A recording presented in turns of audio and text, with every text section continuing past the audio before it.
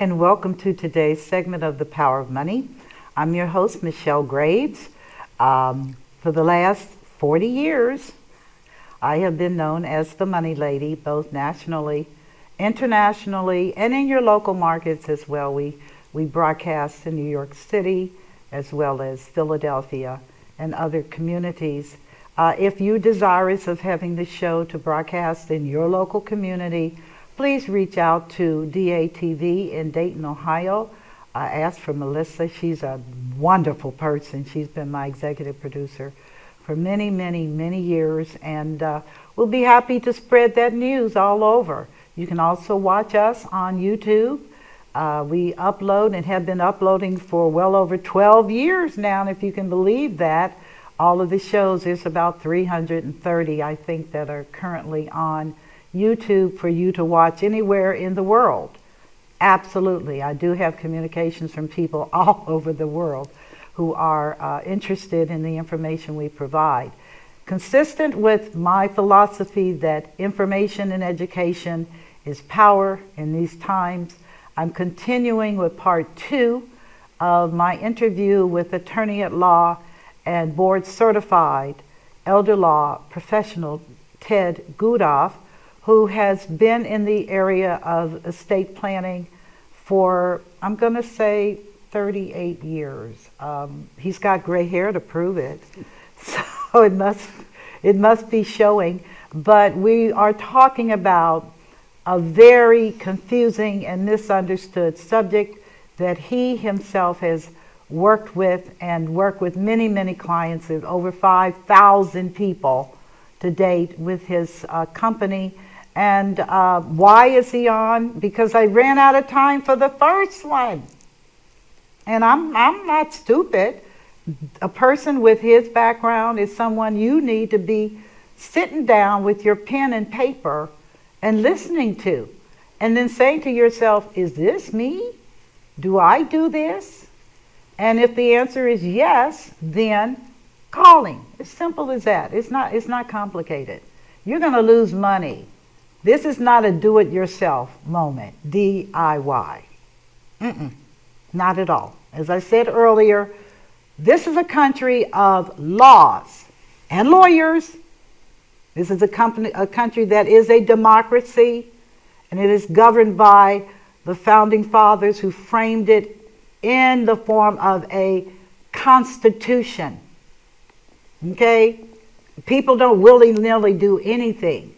There is order, and that's what makes us so successful as a global presence, wealthiest country in the world, and not by accident. It's because we have forward thinkers. And what we're talking about today is totally consistent with where we are headed. And I want you heading in the same direction with you and your families. So without further ado, we're going to resume the conversation about long-term care, Medicaid, Medicare, and whatever the heck we want to talk about as it relates to this subject matter. Good to have you back. Well, thanks. I appreciate it. It's always good to be here. Good. So where do we want to go? Well, one of the things that I want to talk a little bit about is instead of focusing in on crisis planning. Yes. The last show we discussed our preference to transfer the risk to insurance, but that's not available for everybody. That is true. So people come to me at times and they don't have $200,000 to put in an insurance policy. Heck, they don't have $100,000. Right. They may have a house and a car and Social Security. Pretty typical. That is typical. Okay. And I care as much about those individuals as I do those who have money to be able to buy insurance. Okay. Sometimes when clients come to me for estate planning, they're a little older. Okay. Now, what's your definition of older? Yeah. So I would prefer people did planning when they're in their 50s. Ideally. Oftentimes we don't retire until we're 65. And then we decide to do estate planning after age 65, so we're a little older. So the average client who comes to see me is maybe 67, 68, 72. Retired. Okay, that's more often than not when people finally put their to-do list together, and getting that estate planning done is on the to-do list. Okay. But they're a little older. Well, the problem with doing the planning when you're a little older, you may be unhealthy. And you may not qualify because the insurance route we discussed is medically underwritten. Correct. You've got to be reasonably healthy. Right. Sadly, what's going on in America today is that my observation is our people are becoming unhealthy earlier and earlier in their life. Yes, they are. Yes, they are. They hit 60 and they're diabetic. They're obese. They're starting to have medical issues. And let's be frank, insurance companies are not interested in underwriting unhealthy people because they're going to lose money. Counterintuitive. Going to lose money. I mean, yeah, you're going to. Well, frankly, that's what's happening with the healthcare industry. Yes. They have concluded, the United Healthcares, the Aetnas, the Humanas, Anthems, they've concluded that we're not getting a good return on sick people. And maybe we need to do something different. And they are. I'm very openly, we're going to see more changes coming, because if they cannot stay in business profitably, then they will either change their delivery systems, which I believe they're doing anyway. It's going to be shaky. But I totally get it. Yeah. We're not healthy. And nobody seems to know what we need to do to be healthy. No, I think that's true, and that's a whole nother conversation. It is a whole nother conversation, not for this show, but it's one that I bring to the table because we are, as Americans, I think older Americans, we're experiencing a high level of anxiety, Ted, about how we're going to survive. And now you start talking about transiting as in death, permanent, no look back. And so this is good. So for those individuals who can't qualify for insurance and don't have enough money to privately pay for their care, yes, they tell me whatever they have, they would like to pass along to their family. Of course. So what I recommend we do is not wait until there's a crisis. Because if we wait until there's a crisis, we're going to lose half of our assets at a minimum. So let's do what we call pre-planning. That's what I really enjoy doing. What is pre-planning? I do. What is it? So if you are 65 years old and either don't have a lot of money or are unhealthy or for whatever other reasons decide that you want to do Medicaid planning, here are the rules. Okay, let's hear them. Here's the rules. Okay. Remember, for long-term care Medicaid, to pay your nursing home bill, all of your income, whether that be Social Security or a pension, or for that matter, an annuity income, all has to go to the pay the facility first, and there's nothing as an elder law attorney that I can do to save that income. Correct. So when you're working with your financial advisor when you're older, don't let them persuade you, if you're going the Medicaid route, to convert your assets to income, because it will end up going to the nursing home. And so many... I see it. I see it every day. I'm like, who told you to do that? Yeah. And that's they are forgetting that by creating that income stream, if the person needs long-term care, all that money is going to be lost. Yes. So first, understand we can't save income. Number two, if you're 65 years old or 60 years old, you can create a Medicaid asset protection trust. It is a cross between a revocable trust and an irrevocable trust. Okay. Technically, they like to call it an irrevocable trust, but it's really not a true irrevocable trust. It's a cross between the two. Now, before you go further, because let's shift from the legal jargon and tell them what is a revocable trust and what is an irrevocable trust. Because the word is out on the street and people are caught. I need a trust. I don't know.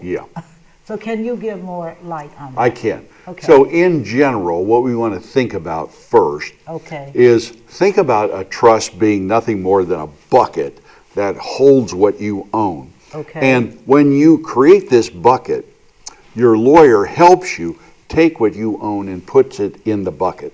Your checking account, your savings account, your CDs, your house, your rental property, your stocks, bonds, it all goes in the bucket, with one exception, your retirement accounts, which can't go in the bucket.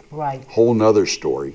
But a trust is a bucket. Now, a revocable trust and an irrevocable trust both avoid probate, which is good in the event of incapacity or death. So no living probate, no guardianships, and no death probate. So we like that. We do. Each trust has a trust maker. That's the person who makes the trust. Each trust has trustees. That's who manages the trust. And each trust has beneficiaries. Those are the ones who spend the assets. In the trust. Now, a revocable trust, the trust maker, the trustee, and the beneficiaries are the same during that person's lifetime. Now, in other words, they have total control during their lifetime. While it avoids probate, those assets are always countable by Medicaid in a revocable trust. If I had $1 for every time somebody said, I went to a lawyer, I created a revocable trust, and he told me it was protected from the nursing home. No. A revocable trust avoids probate, but because you are trust maker, trustee, and beneficiary, it's going to be countable by Medicaid. That is important information. What you just said is important information, Ted. Now, we want to make it not countable. What does Medicaid say? How do I make it not countable? With a Medicaid Asset Protection Trust, also known as an irrevocable trust. It's not a true, there's multiple kinds of irrevocable trusts. Multiple kinds. Let me give you a simple example. Irrevocable trusts came on the scene well over 50 years ago, not by people trying to qualify for Medicaid. You know how they got started? How? Really wealthy people were being subject to this thing called the estate tax, the federal estate tax. You know, when I started the practice of law, if you had more than $600,000 in your name and died, there was a 55% tax on every dollar over $600,000. I remember that. So how did people, people were hiring me, paying me a lot of money to avoid the estate tax, and the most common way was to create an irrevocable trust. Got it. Where you were the trust makers, but not the trustees and not the beneficiary, and moved money into that irrevocable trust. That entity. And as it doubled in value over time, or tripled in value over time, all of it was out of your taxable estate. So when you died, you didn't pay the estate tax. Beautiful. Isn't that awesome? That's beautiful. So wealthy people started using irrevocable trusts, not to qualify for Medicaid, to qualify for not having to pay the 55% federal estate tax. Now, 30 years ago, 30 years ago, some really smart lawyer said, if wealthy people can do this to avoid the estate tax, I wonder if I could do something similar, not identical, but similar to qualify for Medicaid. And that's how that came to be? How it all came to be. But the logic is still there. It is still there. So here's what he did. He said, I'm going to create this bucket, this thing called a trust. Unlike the revocable trust, I'm going to name the children as the trustees. Okay. I'm going to name the children as the beneficiaries, but the parents are going to be the trust makers. Got it. They're going to make the trust. The kids are trustees. The kids are beneficiaries. Mom and dad have no right. None. But the kids will have the power to take something out of the trust, transfer it to one of the kids, and as long as they still like mom and dad, they can give it back to mom and dad if mom and dad ever need it. Under an irrevocable trust? Yes, under an irrevocable trust. Good, no. Imagine that. Oh, no. New information for me. Is that powerful or what? Oh, that changes the game. Yeah. The children, as the trustees, have the authority to invade the trust, take money out of the trust, and give it to the parents as a gift or what? If they ever need it. Oh my God, the language in the trust. Correct.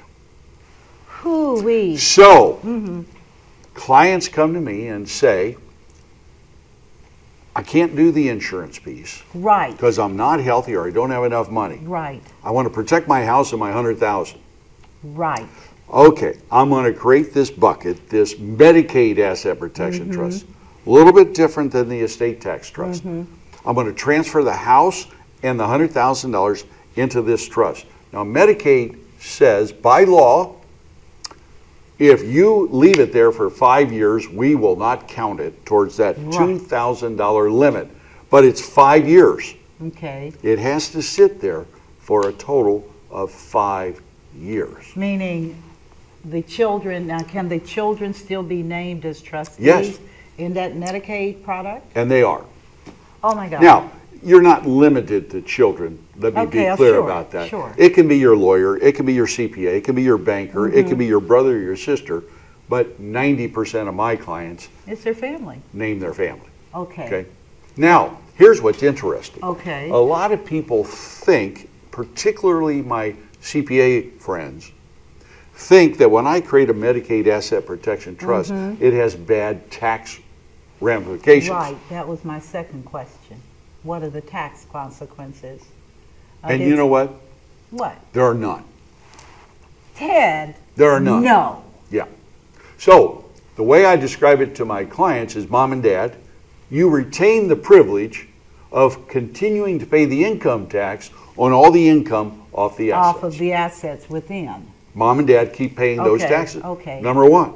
Number two, because mom and dad retain the power to be able to remove the trustee if they want and replace. And number two, retain the power to remove a beneficiary. Irrevocable? Think about it. Ted, I'm thinking about it. So, The trust maker retains the power, power to remove trustees and to change beneficiary designation? I call that keep the kids coming home for Sunday dinner provision. We all laugh about that, but it's true. I get you there one way or the other. Tell you that. And when I have my family meetings, I make sure I mention that to the kids. Yes. This is funny. So this Medicaid trust is the... unique. Yes. It's different. And this lawyer who created this concept needs was, to be a billionaire. you know, he was walking out on a limb, but he said, he basically said, if we can do it to avoid the estate tax, Then we why sure can't ought to we- be able to do it to qualify for Medicaid for my average everyday client. And That magically, is a powerful and of course, as you might expect, 30 years ago, Medicaid didn't like that and challenged it, but they And lost. Well, They done. lost. Done. And Done. with minor exception, the case law has been pretty good. Now, there have been lawyers who try to run the risk of giving mom and dad even more control over the trust, and they've lost. Okay? Yeah. In other words, there are folks who have had mom and dad be the trustee instead of the kids. Well, that they're going to be the trust maker and the trustee. No, that's not going to work. And because you're one and the same. That's right. And so that, there's people who played games with that. There are some trusts where mom and dad are the beneficiaries of income, but not ever of principal. If mom and dad are beneficiaries of income, it is believed that the principal is likely still protected, but the income would end up having to be paid to the nursing home if, in fact, mom and dad ever went into the facility. Let me give you a simple example. I represent a lot of farmers. Yes, this do is Ohio. Bunch of full farm of farm. land. Yeah. And my farm clients, with minor exception, live off of the farm income. Correct. They don't have any other income. Right. So mom and dad would like to protect the farm from the nursing home, but they don't want to give up the income because that's what's paying the bills. Correct. So for them, the trust, the Medicaid Asset Protection Trust, will allow them to get the farm income. So let me understand. It's a farm income that's being generated from sublessees? Well, how it's either one of two things. They're Okay. either cash renting the land Okay, out gotcha. and just doing rent, Okay. or number two, they're actually farming, selling the grain, Got and getting you. a profit, Got and you. that's income. Okay, got you. And mom and dad want that to live on. The only thing I have to tell my clients is, if you're getting the income and you end up in a nursing home, you're going to have to give that farm income to the nursing home. Correct. Along with your Social Security. Correct. Okay? Because that is a form of income. And most of my clients are fine with that. I mean, they frankly, they say, okay, I'm fine. I understand I have some patient liability. But they don't want that corpus, that farm. The mom and They dad don't want to wanna protect protect the that farm. That's what it's all about. And that's what I am trying to get out in farm communities, to spread the word, because Oh, that's major. this word is not hit. Now, what's important to them, and what's important for everybody to understand, that from a tax standpoint, and particularly my CPA colleagues, I just yesterday I had a CPA tell a client of mine that they were going to lose what is called the step up in tax basis when they put their real estate, which is highly appreciated, into that trust. So let me understand what he's saying, because I think I do. Whatever the cost basis was of that farm, he's saying that when you put it in the trust, the value of that farm would bring current. Correct. Oh, geez. That's prohibitive. And he's wrong. He's wrong? Yeah. You need to make a phone call. I did. Oh, good. Yeah. Yeah. So, and as I mentioned, there's a reason why I have currently 3 CPAs on my staff. Exactly. So, the misinformation that you and I are dealing with in the community about what we're talking about is staggering. So much misinformation. It comes from nursing homes. It comes from CPAs, it comes from lawyers, it comes from financial advisors. I'm just telling folks, look, know that there's just a lot of misinformation. Now, I tell you what I'm doing about it. Okay, I want to hear this. So I have finally decided to co-author a book on Medicaid A to Z for the state of Ohio. Oh, perfect client. And it is, Perfect I just client. finished it. It's really thick. It covers everything imaginable on the topic of Medicaid, and it's going to be released in April of this year. Can I get a copy? And I'll be more than happy to give you a copy. Thank you. Hopefully, we'll be able to get with my other 4 books. We've been able to upload them to our website. Now that would be nice. And make them downloadable for free. E-books. Yeah. Okay. This one's got a lot of pages, so I don't know exactly whether we're going to have to break it into chapters but we'll figure something out. Yeah. But that would be so great. it is what I'm hoping to do is to get it in the hands of my colleagues so That that would be they nice. have it in writing. My CPAs, my financial advisors, my insurance agents will have a book that, if That they can refer to. that they can refer to. That's important because, again, as I shared, my experience over 40 years now it's kind of like trying to hold up a mountain. Yeah. And you're like, I cannot believe I'm still talking about Yeah. this. Yeah. What is happening out here? Yeah. And so I applaud you for your vision to do this, because I'm convinced that what we're doing, while effective, is just such a big mountain. It is a big mountain. And I don't know if most people, they're not going to get it on commercial television, Ted. Yeah. Nobody's going to have someone like you or I talking about this subject when their paychecks are coming from you know who. So that's not going to be viable, but I do feel that what you're doing is the proper approach. You know, and folks have to understand that they got to overcome this fear of Lawyers. going to see a lawyer. Yeah. And they have to work with a counseling-oriented attorney who is relationship-driven. Right. And they have to respect them. They have to listen to their advice.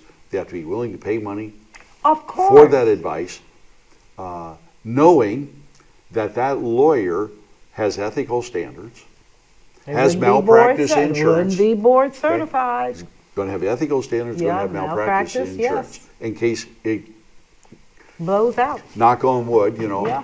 in 38 years, I've never had a ethics complaint filed against me that wasn't resolved successfully or ever had any kind of malpractice. I haven't filed. either. But I've been fortunate. Very You know, just feel fortunate. I do feel fortunate for myself. I do. Let me go back. There's something else that I need to address with probably the most complicated part of Medicaid pre-planning. What is that? So here's the real problem we have. So if you remember, in the late 70s, we signed into law our Okay. ability to create these things called IRAs, 401ks, 403bs, Tax 457s, qualified. all this tax-deferred qualified accounts. Crap.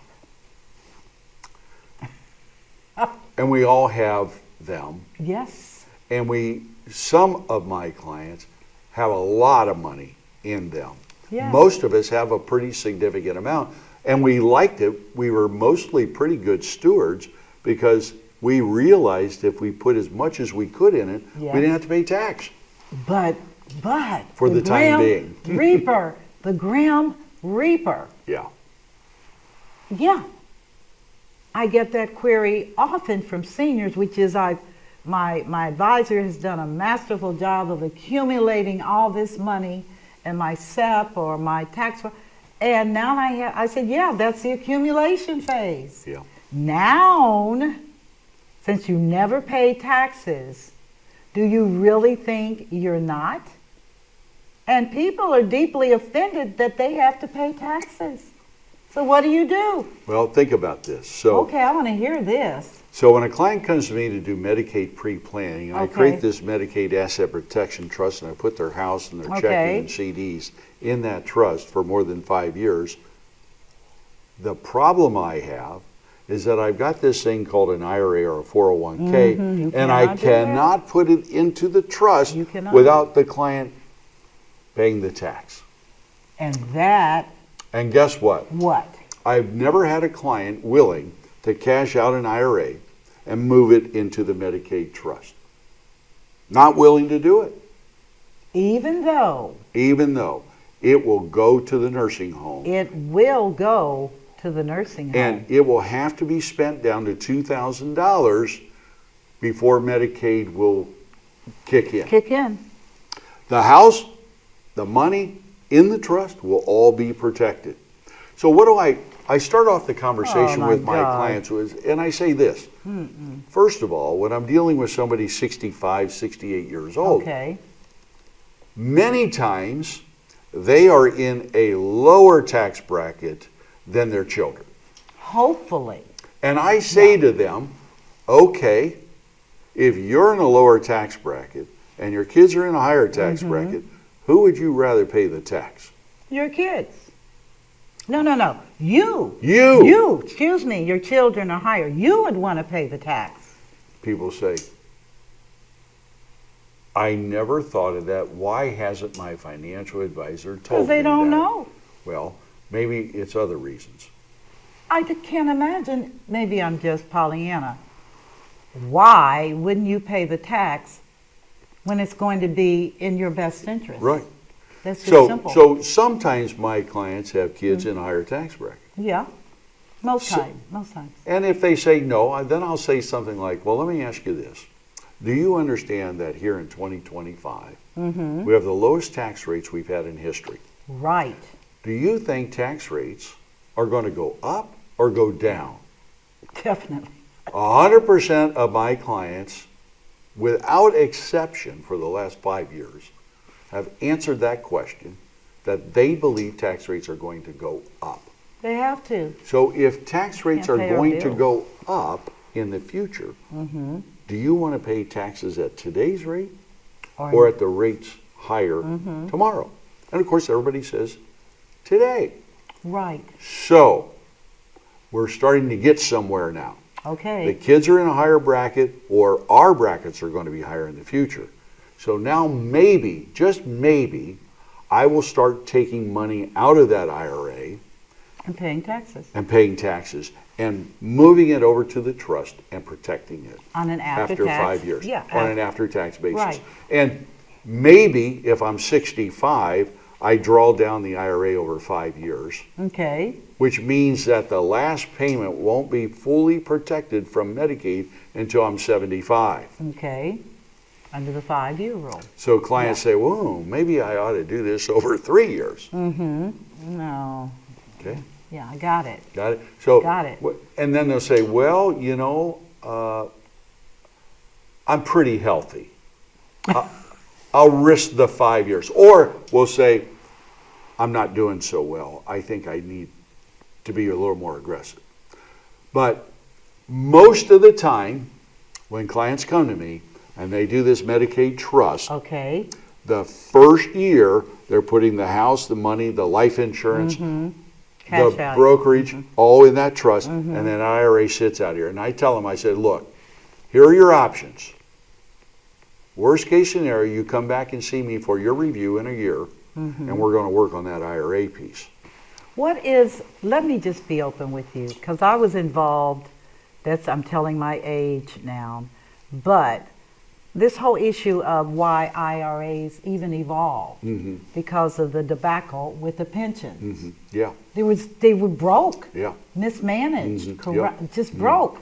A lot of corruption. A lot of corruption in the administration and accountability. Absolutely. So they made a deal. They made a backroom deal with the did. IRS to create these things, and they have evolved into things because nobody was aware of the consequence, which is you cannot avoid taxes forever. Ted, I wish we could. Yeah. I mean, either the client's going to pay it or the kids are going to pay Somebody's it. going to Somebody's pay. going to pay it. Somebody's going to at some rate. Yes, and the IRS's whole backdoor deal was, we're counting on you doing well with those tax qualified monies, so that the money we will extract will be more than now. Have you heard about the changes to the IRA rules for our beneficiaries? No. Tell me more. Oh, God. So, up until recently, Okay. when you or I died with a retirement account, Okay. our spouse, if we left it to our spouse, would take payments over their life Stretch it. expectancy. Yeah. Okay? Right. And if our spouse died before us, our children or our grandchildren could take the payments of our IRA over their life expectancy. Correct. Giving a simple example. I just had my first grandchild. Oh. She turns 1. Her name is Maeve. Maeve turns 1 on March 5th. Beautiful.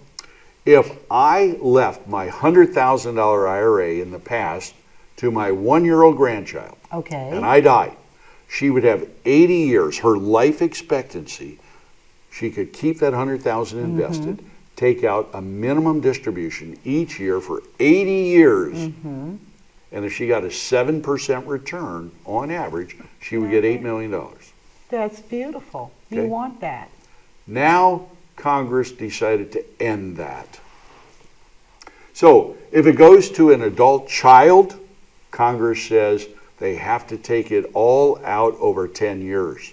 So it's a 10-year payout. Not life expectancy. Not life expectancy. Now, a little bit different for our grandchildren. Tell me more. They said they were going to make it easier, but they make it a little harder. What they've said for our grandchildren is that the grandchild has 10 years after they turn 18 to take it out. To 28. So my 1-year-old gets 28 years, whereas my 37-year-old son gets 10 years, not 50 years. Right. Based So on his life expectancy. It used to be based upon his life Right. expectancy, and now it's 10 years. And it's all about them getting money Oh, I'm clear. to pay the bills. I expect, to be candid with you, given where we are going with this $37 trillion debt, I expect them to shorten. I really believe they're going to put back the gift tax.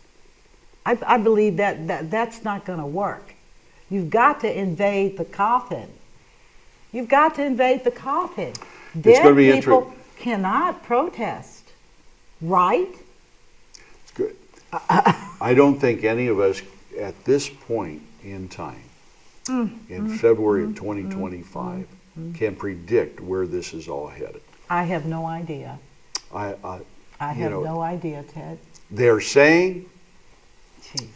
we have a $37 trillion debt. Yes, we do. They're saying they want to extend the tax cuts another 10 years. That's another $5 trillion to the debt. Yeah. They say they want to continue to increase military spending even more. I can't. And of course, our Medicaid, which is what is helping our people with health care Right. and long-term care, they're wanting to cut back. It's So, on the block. but it is the fastest growing piece of the budget. So where this is all going to shake out, I think none of us can predict. How are they going to deal with this? I don't think we know. I don't think we know, but we are intelligent professionals, and we're not young. And we've been this round before. We've had other presidents going back to Dick Nixon. Fast forward. I have said on this show repeatedly, I don't care about all the fluff. We got $37 trillion compounding. Compounding changes everything. It does. No doubt about it. Talk about it. Yeah. The principle of banking and finance compound, it grows. Now we are dealing with that guns versus butter that I learned in grad school, which is, are we going to take care of the defense? Are we going to take care of the people? And don't say we're going to commingle them because we're too far gone. I just feel strongly, particularly when I looked at the numbers associated with Medicaid. I think it was like $856 billion. Come on. The train has stopped. My concern is that without proper planning through individuals such as yourself, that the average American senior is going to get thrown under the bus because they don't have the money. The house that they have is going to be seized. If you don't know the rules, then you're going to be thrown under the bus. I think that's a really valid point to raise is Yeah. what lawyers, what elder law attorneys, estate planning lawyers combined do is learn the rules. The rules. None of this is fraudulent. none of this is illegal Right. or unethical. Under the law, we have a right to arrange our affairs in accordance with the law to protect our assets for our families. That's said what that? There was this a is all gentleman. there. Yep. Yep, Learned Hand. What was his I name? think it was Learned Hand. Learned Hand. I think it was it Judge was Learned Hand. Yeah, Judge Learned Hand that said that. So, but we do have to follow these rules. We do have to follow these guidelines, and they can be followed with proper direction. And that's what a Precisely. good elder law attorney will do. Will give what I believe, what we do at our firm, is we tell people there are 5 options. Okay? And once you understand your 5 options, then you get to pick. Which one you want? What do you want? Yeah. And some will pick each one of the 5, and that's okay, but make an informed decision. And I think that's what is why I wanted you on, because the numbers, I will tell you openly, in Cincinnati, Ohio, and you all can check it out because it really is pathetic. We don't even have board certified estate law attorneys. None. And here I am in Dayton, which I make this commute, and I'm thrilled because of the opportunity. But we're looking at your firm, we're looking at others, we're looking at Columbus, Cleveland. And I tell people, and I will continue to say, get in your car and make the drive, okay? Get in your car and make the drive. If you're in Cincinnati, Hamilton County, Middletown, get in the car. Did you hear me? The money lady said, and make the drive. Because at the end of the day, you're the only person who is going to need it. Am I correct in saying that? No, you're right. I mean, at the end of the day, That's the bottom line. That's the bottom line. Get in the car. Make the phone call. Because the alternatives, particularly, and I've really struggled with this, Ted, because I've been in this industry now over 40 years. My undergrad work, grad work, all in finance, economics, law, and I've never seen so many people so ill-informed, and yet they're on television, they're playing the games, and I'm like, but you're not taking care of you and your family. Is this delusion? Is this a form of mental illness? What is it where you would sacrifice because of fear? Fear of a human being that can help you. I guess I'm just at a loss to understand. But tell me some of the things that you've seen where they didn't follow your counsel, because people choose. Yeah. I'll tell you, one of the worst days of my life happened many, many, many years ago. And I've never forgotten this. So I have an 85-year-old couple that lives outside of Oxford, Ohio, on a farm. Okay, there's a lot of farms in Oxford. A lot of farms Yeah. over there. And daughter calls me up and she says, Mom and Dad aren't doing good. They've got to go to a place called the Knolls, which is a facility in Oxford. She said, the problem we have is that my 2 brothers, their living is based on the farm, and they both live on the farm. Okay, do they work the land? Yeah. Okay. And she says, I don't. I live in Cleveland, so I'm not dependent upon the farm, but my 2 brothers are. Okay. I said, well, tell me a little bit about the farm. She says, well, it's about 350 acres. It's an old dairy farm. That's a nice farm. The farm has not been well maintained. The buildings are pretty well worn out. The houses are pretty well worn out. I said, well, do your mom and dad have any money? No, they don't really have any money, but they have Social Security. And you're saying you want to come in and meet with me. So when they come and meet with me, I ask them a couple of questions.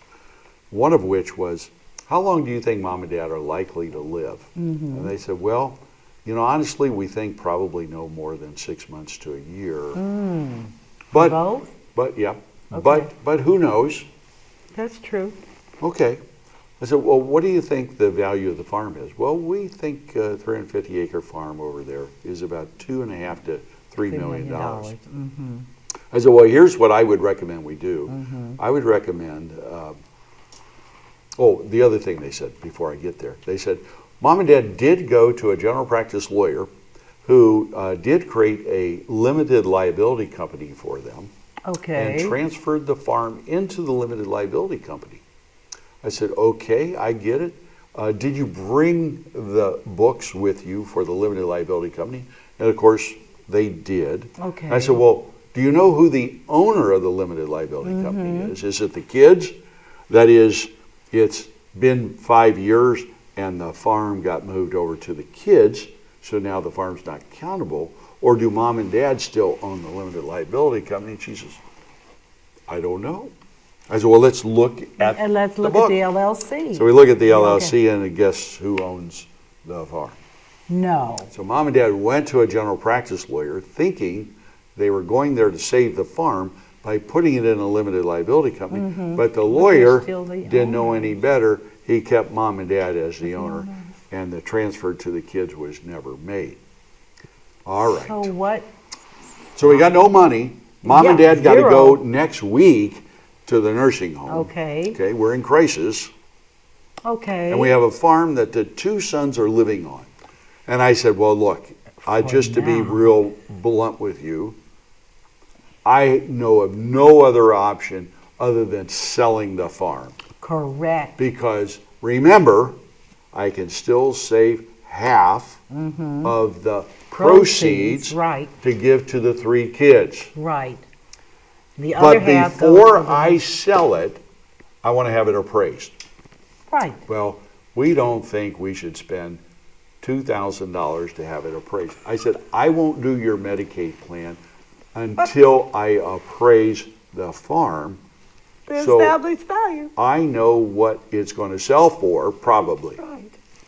So I get the appraisal. Okay. Now, they told me the farm was worth about $2.8 million. I don't think so. The appraisal comes back at $1.4. That's about right. 5,000 an acre. I have the appraiser sitting there to talk with them about it. They threw him out of my office. They were so offended, By the 1.4. at $5,000. And this guy has got credentials and I credentials and understand. credentials. Farmland So- is tricky. So they don't, Oh. they go to a local guy and they conduct an auction of the farm. They did not take it to auction. They did. They got what, 300? Nope, they got 1.4. Great, Okay? Done. One at 2.8 got 1.4. which is what he said. Yep, exactly what he said. And they accepted that as value. did. Yeah, so done. So when we do the crisis planning, we got Mom and Dad in a nursing home. It's Okay, at that 1.4. time $15,000 a month. Mm-hmm. It takes For joint? $700,000. Okay, both. Yep. Okay. Now, interesting for them, these was 2 people who were going to live more than 6 months. Mom goes into assisted living, Dad goes into a nursing home, okay? Now, Mom rebounds. And I've had this happen with half of my clients. They go into an assisted living. They're eating 3 meals a day, taking their medication, and socializing. And they have a whole new life. Exactly. But Okay. Dad is in the nursing home and is too far gone. Okay. Okay? Now, so I take the $700,000 and give it to the 3 kids, Right. and they have to go find a new place to live. The 2 boys do. Okay? But they've got a couple $100,000 to They go can do work it. it out. We take the other $700,000 Okay. and we pay Mom and Dad's Social Security and that $700,000 over a period of years Okay. to the nursing home. Okay. And if Mom and Dad die and still have money left, It has to. it'll have to reimburse Medicaid. Okay. Right. Well, lo and behold, long story short, Dad dies after 3 years. Wait a minute. 3 years? 3 years. Okay. Mom, 14 years. No. And probably at year 7, I don't remember exactly the year, is when Medicaid kicked in. Okay, whatever that Right, number right, was, right. whatever the differential was. Right. It was about, yeah. So we ended up getting Medicaid for about 6 years for Mom, but we lost the farm. Okay, we lost the farm. And Right. there's nothing more painful for me, particularly with my farm clients, than to have to sell lose the farm to the nursing home. That's what we want to prevent. That's what we want to stop. That's the worst of all the cases, and I've had a lot of cases. Let me tell you another example of a bad case. That is a bad case. I had a lady come in. There's a nursing home here in Dayton, Ohio called Friendship Village. I'm familiar with them. Well, she moved her mom in there. Okay. Okay. And of course, they said that if she was Medicaid eligible, they would put her on Medicaid. Okay. Okay. So here we go. She comes over to see me, and I said, in order to do this Medicaid plan, you're going to have to pay me a fee. Yeah. And let's say it's, in this case, maybe it was $5,000. That's Okay. low. And I would do the Medicaid planning, Yes, right. and I would qualify mom for Medicaid. Right. Well, the daughter decides, I can do this on my own. No, she did She did. not. So she filed a Medicaid application with the county. Well, you know what happened? She got don't- denied. Of course. And then she tried to appeal and got denied. She was not a professional. 9 months later, she comes back into my office and says, would you help me? Now understand this. Mom's bill was $10,000 a month. That's about She ran right. up a bill of $90,000 because she didn't want to pay me $5,000. 5,000. That is just a horrible story. And I don't want people to think that you can do this easily, that it's a do-it-yourself. You see the problem she created for herself? Oh, it broke my heart. But this, Ted, and we're running out of time. Can you believe we haven't even talked? Have to have you back on. This is my frustration because I couldn't even convince my parents to do long-term anything. Wow. And because of her Alzheimer, they went through over $1.5 million of private care at home. Yeah. And we had just enough, and I said to them, I'm going to try to work something out with this facility where they will accept that 2-year private pay and then carry her over. But you now know things are changing. And I'm going to have to do a come to Jesus conversation with my family about her. And I tell people, as smart as I am, I defer to people with your credentialing because that's what you do. That's what you do. That's why you are a legal professional, LP. Why would people do this? Because, like gambling, you think you're gonna win, and so Las Vegas is huge and growing bigger because of people that think they know the rules, and they're complicated. Give us your folks. We've run out of time again, and we haven't even covered many of the things that I wanted to talk to him about. And all I can say to you is I'm going to give his phone number, take a pen, go to one of his free sessions, make the drive from wherever you're driving from. Maybe you'll do it Zoom. I don't know. But give them your phone number, please. Sure. It's 937 937 898 898 5583. 5583. Can we say it one more Sure. time? 937 937 898 898 5583. 5583. Another good resource, go to the website, which is Dayton Estate Planning Law, big long Okay. word, DaytonEstatePlanningLaw.com. No spaces. No spaces. A lot of free information there. My books are downloadable for free. The blogs are, and the schedule for the next 6 months of workshops are all on the website at DaytonEstatePlanningLaw.com. Is that not simple? Is that not easy to figure it out? For real. Can't you get to that? Well, I'm hoping that the information that was given these last 2 shows, and it's rare that I have a guest on for 2 shows, but I really should have booked him for 2 more. but he's a busy man, so I had to take what I had to take. But I say all this to say to everyone who is listening within the sound of my voice, if you are 50 and over, the show is over. You must aggressively begin to fund, pre-plan, and put all things in order. Yes, it's nice to fantasize. They're fairy tales. Okay, they're not real. They're just fairy tales. But the reality in America is that if you enter into your older years ill-funded and ill-prepared, the consequences should be and could be and may very well be devastating. But I firmly believe that with good planning and with good professional assistance, and so what? It's going to cost you. It should cost you. It's going to cost you more, or your family's more, if you do nothing. And I can tell you that openly. I have no secrets. It's what it is. If you fall on your face at 80, it doesn't feel the same as when you fall on your face at 30.